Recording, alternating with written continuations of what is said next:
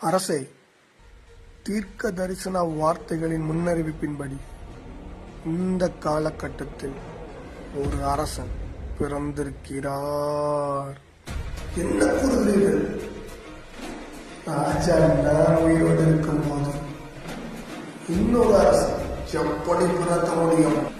வீரர்களே, சுற்றிலும் இருக்கிற அனைத்து அரண்மனைகளிலும் அலசி தேடுங்கள்.